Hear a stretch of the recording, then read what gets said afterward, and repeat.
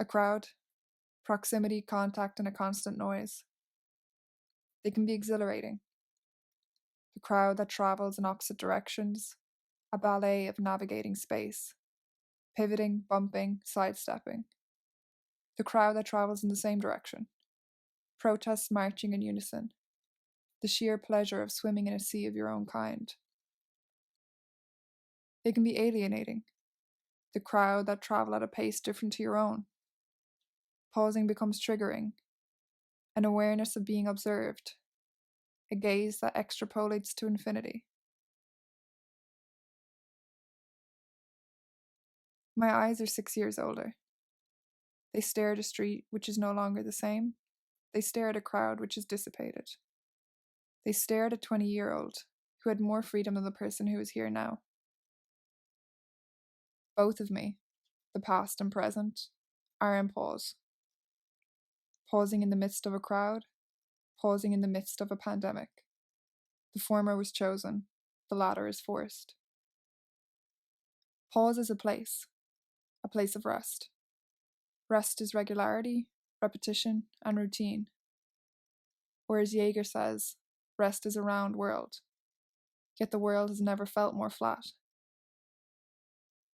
This pause is not a place of rest. This is a place of waiting.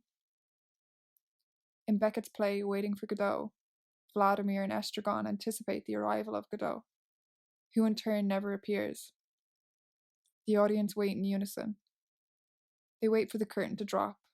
They wait for normality to resume. Today I am Vladimir, Estragon, and the audience. I am waiting for Godot, yet I'm fully aware that he won't arrive.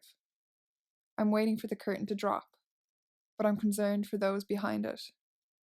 I'm waiting for reality to resume, without knowing if it's already here.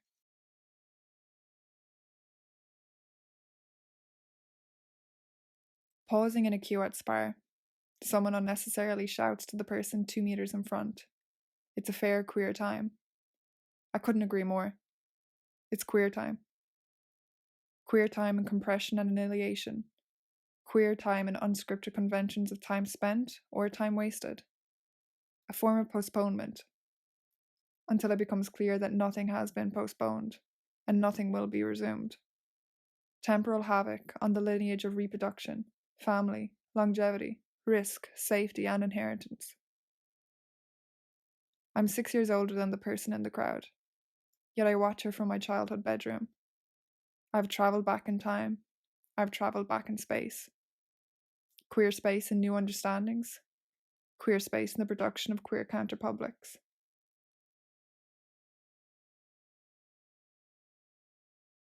Two is a party, three is a crowd. It was thought that people rather than things are likely to restrict our freedom by depriving us of space. Now we witness the antithesis. A person increases our freedom by giving us space. Space that is measurable by the reach of outstretched arms is a small world compared with one that has a radius of 2 kilometers. But 2 kilometers is a meaningless spatial concept apart from the idea of place, the destination which is desired. Place is a pause and movement, balancing a need to stay with a desire to escape. Escaping, we suffer either from nostalgia or a sense of being uprooted. Staying, we suffer from the melancholy of oppression, or the reality of isolation. Isolation is a condition for curing a sense of immensity. One's thoughts wander freely over space. These thoughts create distance, destroying the immediacy of first-hand experience, yet solidifying the past, giving it permanence in the present. The future, however, does not simply diminish. It just begins to weigh on the present as a burden.